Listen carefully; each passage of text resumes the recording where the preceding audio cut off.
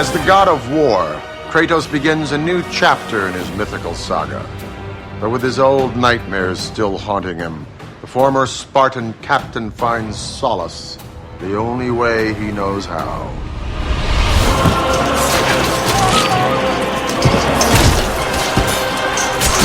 Kratos! Another city is ready to fall! Soon all shall know the glory of Sparta! Enough, Kratos! With every city you destroy, the wrath of Olympus grows. Soon I will no longer be able to protect you. Against the wishes of the gods, Kratos wages a brutal war to conquer the city-states of Greece. But one must be careful when challenging the gods.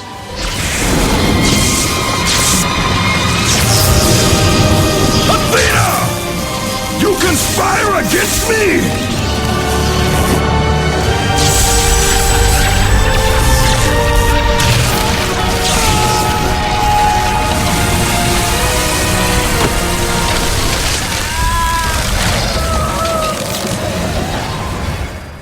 The Colossus of Rhodes was an enormous statue of the sun god Helios that stood at the entrance of the harbor on the island of Rhodes.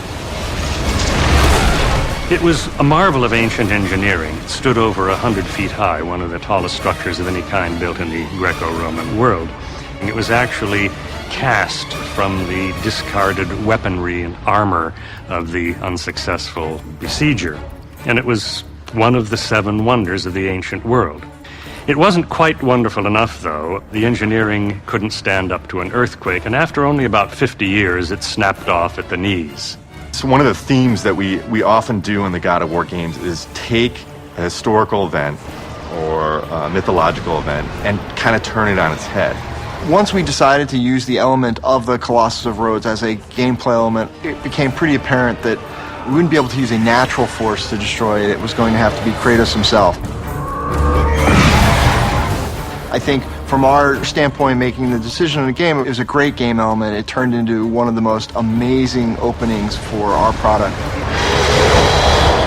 If you put a player in an environment where they actually get to control a guy who takes down one of the 7 ancient wonders of the world, there's nothing really more satisfying than that. And also changing history, I think, adds a level of authenticity to the game and relevance to it. But Zeus, the king of the gods and ruler of Mount Olympus, had his own sinister plan. Kratos, I do not need your help, Zeus. I can take down this beast. I offer you more than help, Kratos. I offer you power.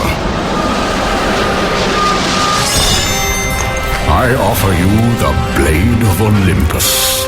It was this blade that ended the Great War and defeated the Titans. Drain your godly powers into the sword, Kratos. Only then will you reach your full potential.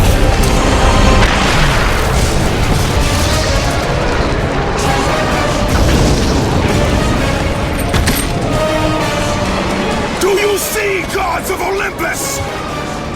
Do you need more proof than this?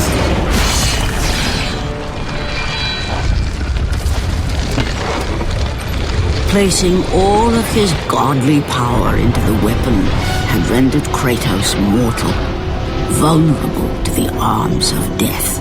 Bloodied and beaten, he knew that to have any hope of survival, he must retrieve the Blade of Olympus.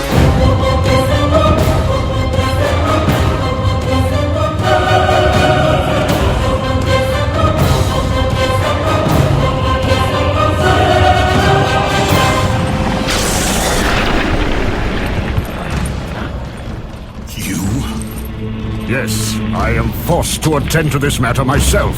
Athena refused to undo her mistake. Imagine caring for a creature such as yourself. Why? Why would you betray me? Deceit was actually a very common practice amongst the gods. They loved to disguise themselves. In particular, they had the ability to shapeshift, and many of the gods would come down to the land of the mortals to typically revel or make love with mortals or assist sometimes heroes and provide great aid and advice. Zeus in particular was a big fan of deceit. He loved to shapeshift himself. Zeus has 3 different roles in the God of War series. In God of War 1, he's a guide. Essentially, he sees Ares out of control, and he wants to get a man to do his dirty work. And he sees Kratos as an opportunity to take out Ares. So he guides Kratos as the gravedigger.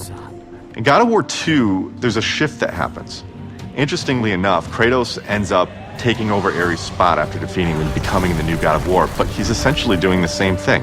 He's out of control, and Zeus is overcome with this fear. And this fear leads him to believe that Kratos is going to come and try to kill him. So Zeus makes it his mission, his personal mission, to kill Kratos. As the supreme ruler of Mount Olympus, Zeus makes sure that no one dare challenge his authority.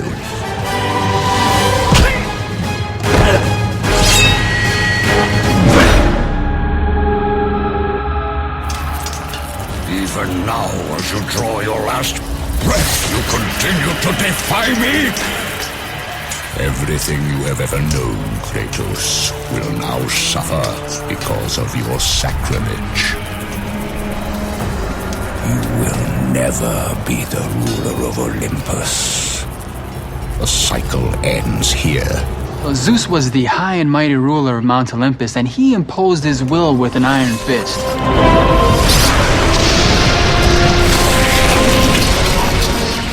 He's unusual in the way he effects his will. His will always prevails in the long run. But other figures, the old Titans, when Prometheus wants to steal fire, he just steals it. If Ares wants to kill somebody, he kills them. Or if Athena wants to protect somebody, she protects them. Zeus, like the bureaucrat that he is, always acts through intermediaries. He gets someone else to do the job. And with his death, Kratos returns once again to the abode of Hades. In a vision, he encounters the mother of all the Titans.